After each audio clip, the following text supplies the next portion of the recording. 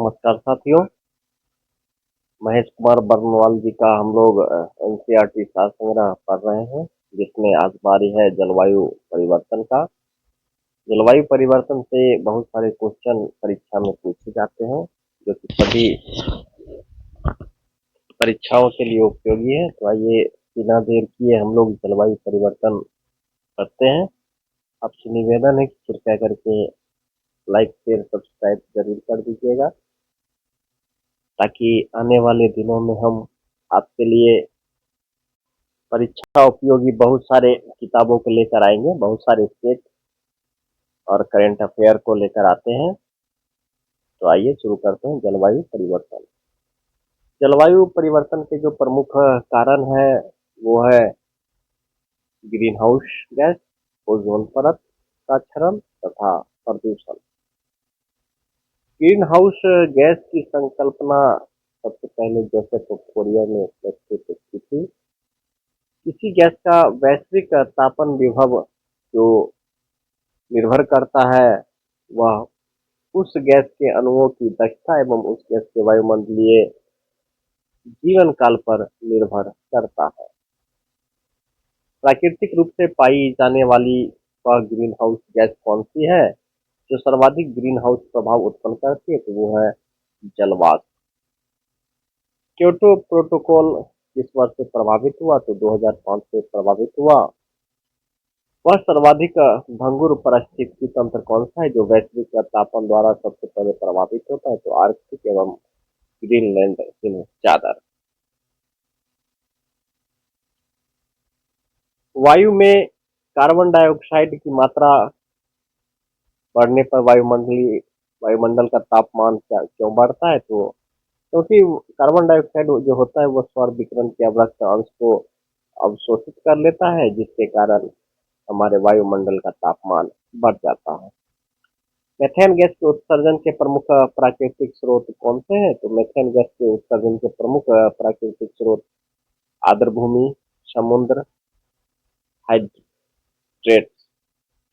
Green house gas protocol का विकास किसके द्वारा किया गया? तो वर्ल्ड रिसोर्स इंस्टीट्यूट तथा world business council on sustainable development के द्वारा ग्रीन हाउस गैस प्रोटोकॉल का विकास किया गया। विश्व के तापमानों पर आंकड़े प्राप्त करने के लिए वैश्विक वायुमंडल निगरानी स्टेशन कहाँ है? तो यह स्टेशन अल्जीरिया, ब्राजील तथा केनिया में स्थित है। जलवायु परिवर्तन का क्रायोजेनिक संकेतन किसके द्वारा प्राप्त किया जाता है? तो आई स्कोर से प्राप्त किया जाता है। साथियों, हम आपके लिए वही लेके आते हैं जो परीक्षा के लिए उपयोगी है। परीक्षा में बहुत सारे प्रश्न इस किताब से पूछे जाते हैं। हिम तत्व किसी ग्लेशियर या बर्फ की चादर को छेदकर प्राप्त किया गया एक बेलनाकार नमूना होता है।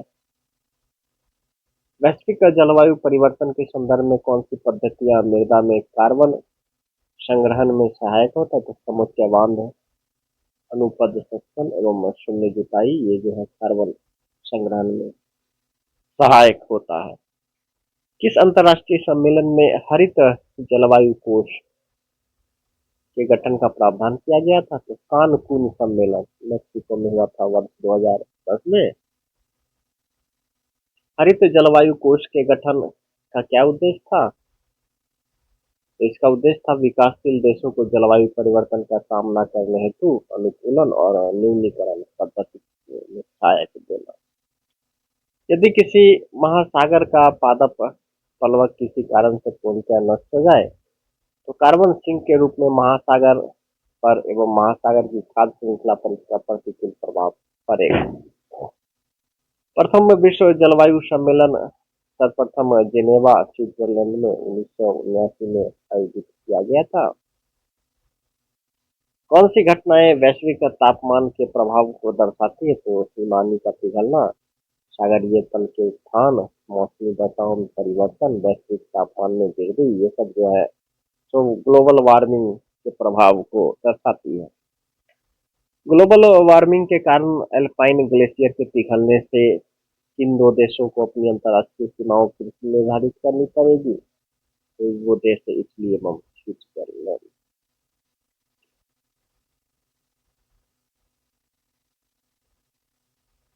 ऊर्जा की बचत कर पृथ्वी को सुरक्षित रखने के उद्देश्य से प्रत्येक वर्ष मार्च के अंतिम शनिवार को पृथ्वी काल मनाया जाता है। इसका समय घंटे 8:30 PM से 9 PM के लिए बत्तियां बुझा दी जाती हैं। वर्ष 2020 में 28 मार्च को पूरा विश्व में अर्थ आवर मनाया गया। इससे 187 देशों के 7,000 से अधिक देशों ने भाग लिया। Green group world wide for nature द्वारा आयोजित यह अर्थ आवर का 14वां संस्करण था। इसका विषय था क्लाइमेट चेंज, जलवायु परिवर्तन। भारत ने क्योटो प्रोटोकॉल की द्वितीय प्रतिबद्धता अवधि पर अपनी सहमति प्रदान की। 8 अगस्त 2017 को आईपीसीसी की पहली रिपोर्ट प्रकाशित की गई। 1990 में भूटान एक कार्बन निगेटिव देश है। यह प्रतिवर्ष वायुमंडल से 6 मिली टन कार्बन अवशोषित करता है। आइए ओजोन परत क्षरण एवं प्रदूषण। ओजोन परत वायुमंडल के समताप मंडल में पाया जाता है। ओजोन परत पृथ्वी से 20 से 35 किलोमीटर की ऊंचाई पर स्थित है। वर्ष 2005 में तिब्बत पठार के ऊपर ओजोन आभा मंडल की खोज जीडब्ल्यू केंट मूर ने की थी। अंटार्कटिका के ऊपर ओजोन छिद्र की खोज की थी ब्रायन गार्डियन एवं जोनाथन फ्रैंकलिन। मॉन्ट्रियल प्रोटोकॉल समस्या से संबंधित ओजोन परत के क्षय को रोकने से संबंधित है। ओजोन परत को डॉप्सन इकाई से नापा जाता है। ओजोन परत के क्षरण के लिए जो गैसें जिम्मेदार है वो है CFC, chlorofluorocarbon, halogen, nitrous oxide, trichloroethylene, halon 1211, 1301 इत्यादि। ये सब जो है तो ओजोन परत के क्षरण के लिए जिम्मेदार है। ऐसे पदार्थ जो ओजोन की परत को कम से कम हानि पहुंचाते हैं ओजोन अनुकूल पदार्थ कहलाते हैं। भारत के श्रीनगर में ओजोन परत की मोटाई सर्वाधिक एवं त्रिवेंद्रम में सबसे कम है। सितंबर से अक्टूबर माह के मध्य ओजोन परत की मोटाई में अत्यधिक कमी आती है। वायु में तैरते हुए श्वसनीय सूक्ष्म कणों का आकार होता है 5 माइक्रोन से कम। मानव जनित पर्यावरणीय प्रदूषण को एंथ्रोपोजेनिक कहा जाता है। जैव निम्नीकरण रहित प्रदूषक पर्यावरण में जो प्रवेश करते हैं वो मानव जनित प्रदूषण के कारण वायुमंडल में पर्यावरण में प्रवेश करते हैं। वे वायु प्रदूषक जो प्रदूषक स्रोत से सीधे वायु में मिलते हैं वे कहलाते हैं प्राथमिक प्रदूषण। ऐसे वायु प्रदूषक जो प्राथमिक वायु प्रदूषकों तथा साधारण वातावरणीय पदार्थों की क्रिया के फलस्वरूप उत्पन्न होते हैं वे कहलाते हैं द्वितीयक वायु प्रदूषक।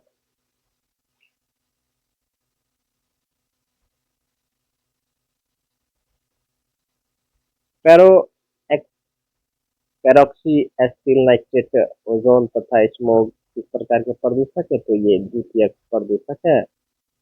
कौन सी वायु प्रदूषक ऑक्सीजन की अपेक्षा अधिक शीघ्रता से रक्त के हीमोग्लोबिन में घुल जाता है तो वह कार्बन मोनोऑक्साइड। जब अकार्बनिक पोषक जैसे फॉस्फेट तथा नाइट्रेट घुलकर जलीय पारिस्थितिकी तंत्र में आ जाते हैं तो ये जलीय पारिस्थितिकी तंत्र में सुपोषण की घटना में वृद्धि करते हैं। वाहनों में पेट्रोल के दहन के परिणाम स्वरूप जो है तो लेड धातु वायु को प्रदूषित करती है। पेट्रोल में लेड पाया जाता है जो कि वायु को प्रदूषित कर देता है। ऐसे प्रदूषक जो सूक्ष्म जीवों जैसे जीवाणु के द्वारा समय के साथ प्रकृति में सरल हानि रहित तत्वों के विघटित कर दिया जाता है वे कहलाते हैं जैव विघटित प्रदूषक। अम्ल वर्षा के लिए कौन सी गैसें जिम्मेवार है? तो वो है अम्ल वर्षा के लिए नाइट्रस ऑक्साइड एवं सल्फर डाइऑक्साइड जिम्मेवार है। अम्ल वर्षा से मिट्टी पर क्या प्रभाव पड़ता है? तो मिट्टी का पीएच मान कम हो जाता है। अम्ल वर्षा से मिट्टी का पीएच मान कम हो जाता है। वेस्टर्न फाइबर से युक्त वातावरण में अधिक समय तक रहने से कौन सा रोग हो जाता है? तो एस्बेस्टोसिस ये रोग हो जाता है। जैव उपचारण से तात्पर्य है जीवों द्वारा पर्यावरण से विषाक्त पदार्थ को निष्कासित करना। रेफ्रिजरेटर में प्रशीतक के रूप में भरी जाने वाली गैसों समानता मेफ्रॉन ब्रांड नाम के अंतर्गत आता है। ये समानता हैलोनिक हाइड्रोकार्बन होते हैं। इसके अतिरिक्त बड़े जो संयंत्र होते हैं उसमें अमोनिया भी प्रशीतक के रूप में उपयोग किया जाता है। जैव उपचार यदि प्रदूषण प्रभावित क्षेत्र में किया जाता है तो इसको स्वस्थानीय जैव उपचार कहा जाता है। यदि प्रदूषित पदार्थों को किसी अन्य स्थान पर ले जाकर उसका जैव उपचार किया जाए तो इस प्रक्रिया को बाह्य स्थानीय जैव उपचार कहा जाता है। प्रदूषक को जड़ों और पत्तियों में संग्रहित कर जैव उपचार करना कहलाता है फाइटोनिस्टर्सन।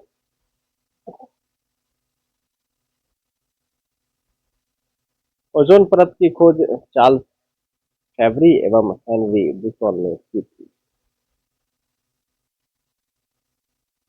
चेर्नोबिल यूक्रेन में स्थित परमाणु केंद्र में नाभिकीय दुर्घटना हुई थी 26 अप्रैल 1986। आइए कुछ प्रदूषक और उसके दुष्प्रभावों को देखते हैं। कार्बन मोनोऑक्साइड से स्वास्थ्य संबंधी रोग हो जाते हैं। नाइट्रोजन ऑक्साइड से केंद्रीय तंत्रिका तंत्र संबंधी समस्या, विलिकन से यकृत और वृक्क को क्षति हो जाती है। शीशा से कैंसर जैसे रोग हो जाते हैं। भारत की कौन सी नदी अपने प्रदूषणों के कारण जैविक मरुस्थल कहलाती है? तो वो है दामोदर नदी। पेयजल में नाइट्रेट की मात्रा अधिक होने से बच्चों में जो रोग हो जाता है उसे ब्लू बेबी सिंड्रोम अथवा मीठे ग्लोमिया कहते हैं। सिगरेट के धुएं में जो प्रदूषक पाए जाते हैं वो कार्बन मोनोऑक्साइड एवं बेंजीन पाए जाते हैं। ग्रीन मफलर किस पर्यावरण समस्या से संबंधित है? तो वो है ध्वनि प्रदूषण से। अधूरे प्रज्वलन के कारण कार से कौन सी गैस निकलती है? तो वो कार्बन मोनोऑक्साइड गैस निकलती है। पॉलीथीन की थैलियों को नष्ट क्यों नहीं किया जा सकता? क्योंकि पॉलीथीन जो होता है वह पॉलीमर से निर्मित होते हैं जिसके कारण इनको नष्ट नहीं किया जाता है। भोपाल गैस त्रासदी में यूनियन कार्बाइड फैक्ट्री से MIC मिथाइल आइसोसाइनेट गैस स्रावित हुई थी, रिसाव हुआ था। इनिसिनेटर का प्रयोग पूरे कचरे को जलाने के लिए किया जाता है। भारत में जल प्रदूषण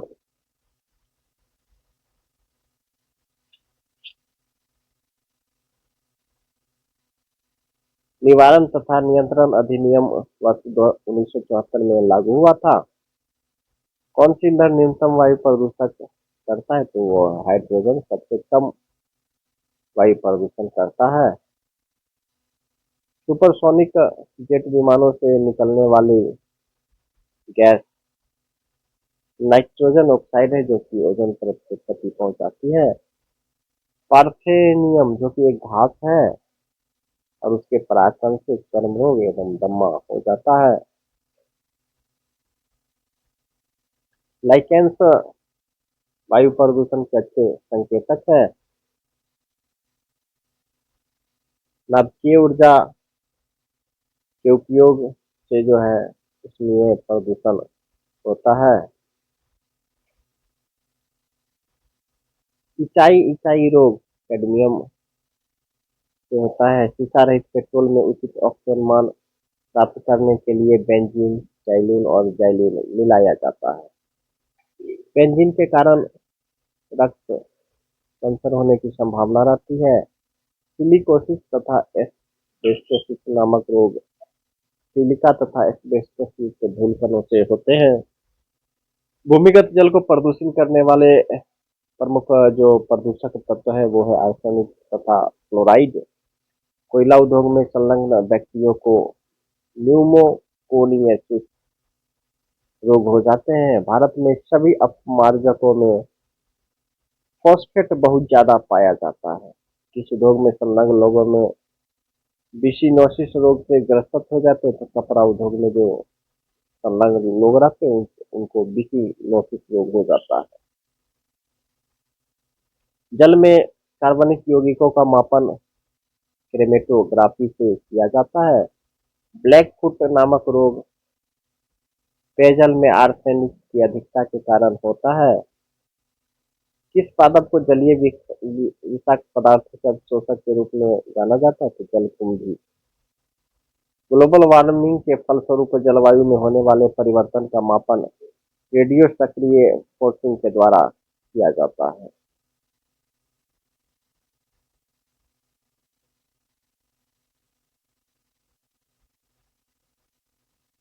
जीरोडर्मा पिगमेनोसाइटोसिस नामक रोग पराबैंगनी विकिरण के प्रति संवेदनशील व्यक्तियों को होता है।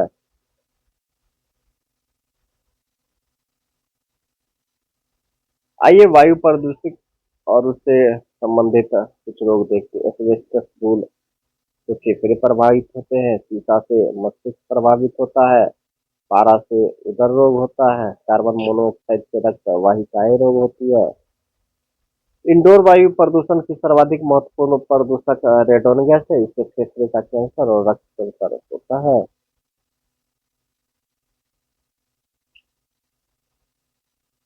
आइए साथियों कुछ पर्यावरण संस्थान और उसके संगठन हम लोग देखते हैं। संयुक्त राष्ट्र पर्यावरण कार्यक्रम UNEP United Nation environment programme की स्थापना 1972 में हुई थी। इसके सदस्य देश 193 और मुख्यालय इनका केन्या की राजधानी नैरोबी में। IUCN international union for conservation of nature, इसकी स्थापना अक्टूबर 1948 में की गई थी, जिसका मुख्यालय ग्लांड स्विट्जरलैंड में है, जिसके सदस्य देश 1300 सॉरी साथियों 130 इसके सदस्य थे। वन्य पादप एवं जंतुओं की संकट प्रजातियों के व्यापार पर अंतर्राष्ट्रीय अधिसमय या वाशिंगटन कन्वेंशन की स्थापना 1973 में की गई थी, जिसका मुख्यालय जिनेवा है। इसमें 183 सदस्य देश हैं।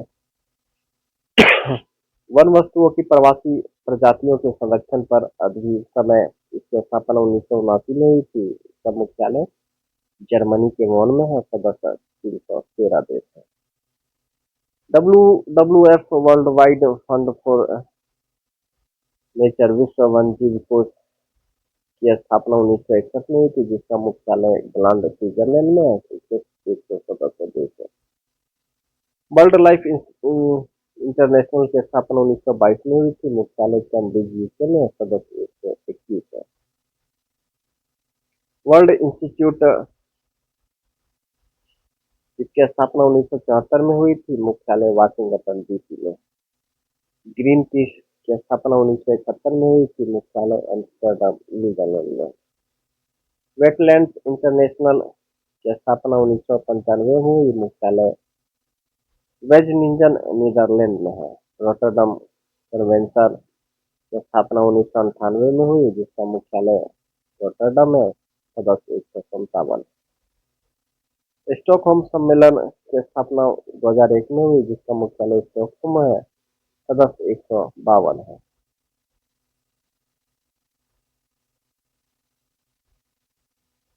आइए साथियों अब मिसलेनियस देखते हैं पर्यावरण और पारिस्थितिकी तंत्र का। इसके बाद हमारा जो है सो पर्यावरण और पारिस्थितिकी तंत्र समाप्त हो जाएगा। फिर हम लोग जो है सो सामान्य विज्ञान साइंस फिजिक्स से शुरू करेंगे। पग मार्क टेक्नोलॉजी का प्रयोग किया जाता है वन्य जंतुओं की जनसंख्या के आकलन के लिए। एजेंडा 21 का संबंध है सतत विकास से। इको मार्क है पर्यावरण अनुकूलन उत्पादों के भारतीय मानक ब्यूरो द्वारा प्रदान किया गया प्रमाणन चिन्ह है।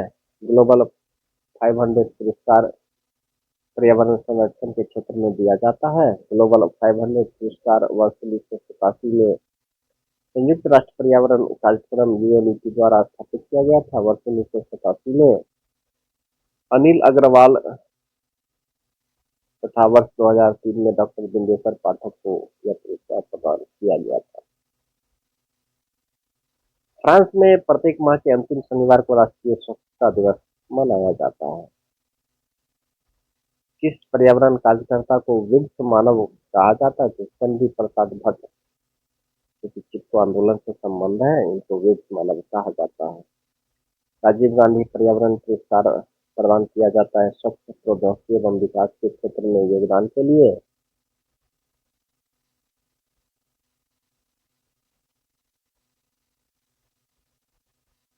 राष्ट्रीय पर्यावरण इंजीनियरिंग शोध संस्थान नीरी नागपुर में है। पेरियार गेम अभ्यारण्य बाघों के लिए प्रसिद्ध है। Indian institute of ecology and environment नई दिल्ली में है। भारत सरकार द्वारा 1982 में केंद्रीय गंगा प्रोजेक्ट का गठन किया गया था। भारत की जलवायु परिवर्तन पर प्रथम राष्ट्रीय कार्य योजना 2008 में प्रकाशित की गई। भारतीय वन्य जीव संस्थान उत्तराखंड देहरादून में अवस्थित है। हरित क्रांति हरित अर्थव्यवस्था में हरित जीडीपी की संकल्पना सबसे पहले चीन ने प्रस्तुत किया था। पारिस्थितिकी स्थायी मित्र वैचा चिपको आंदोलन से संबंधित है। राष्ट्रीय कृषि वानिकी अनुसंधान केंद्र झांसी में है। अमृता देवी स्मृति पुरस्कार दिया जाता है वन एवं वन जीवों की सुरक्षा हेतु किए गए कार्यों के लिए। WWF विश्व वन जीव कोष का शुभंकर पांडा है। पृथ्वी विज्ञान मंत्रालय के गठन से पूर्व इस मंत्रालय का नाम था महासागर विकास मंत्रालय। यमुना एक्शन प्लान वर्ष 1993 में प्रारंभ किया गया था। कासाकावा पुरस्कार पर्यावरण संरक्षण एवं प्रबंधन के क्षेत्र में प्रदान किया जाता है। आइए इस आंदोलन और उससे संबंधित व्यक्तियों को देखते हैं। चिपको आंदोलन से जो संबंधित व्यक्ति थे, सुंदरलाल बहुगुणा, चंडी प्रसाद भट्ट, गौरा देवी। नर्मदा बचाओ आंदोलन से संबंधित थे मेघा पाटकर और बाबा आमटे। मैती आंदोलन से संबंधित कल्याण सिंह रावत। बिश्नोई आंदोलन से संबंधित संत जम्बोजी, अमृता देवी बिश्नोई। प्रथम कृषि शिखर सम्मेलन आयोजित हुआ था रियो डी जेनेरो वर्ष 1992 में। अंतर्राष्ट्रीय सौर गठबंधन का प्रथम शिखर सम्मेलन नई दिल्ली में 2018 में आयोजित किया गया था। कृषि वैज्ञानिक MS स्वामीनाथन को यूएनईपी द्वारा फादर ऑफ इकोनॉमिक इकोलॉजी की उपाधि दी गई है। तो साथियों, ये था एनसीईआरटी शास्त्र संग्रह का पर्यावरण एवं पारिस्थितिकी से संबंधित कुछ विशेष तथ्य जो कि परीक्षाओं में पूछे जाते हैं अक्सर। इसके बाद हम लोग आगे पढ़ेंगे, विज्ञान को देखेंगे। विज्ञान में हम लोग फिजिक्स भौतिक विज्ञान से शुरू करेंगे। तब तक के लिए इजाजत दीजिए। तो कृपया करके चैनल को लाइक शेयर सब्सक्राइब जरूर कर दीजिएगा। तब तक के लिए आप सबों का धन्यवाद।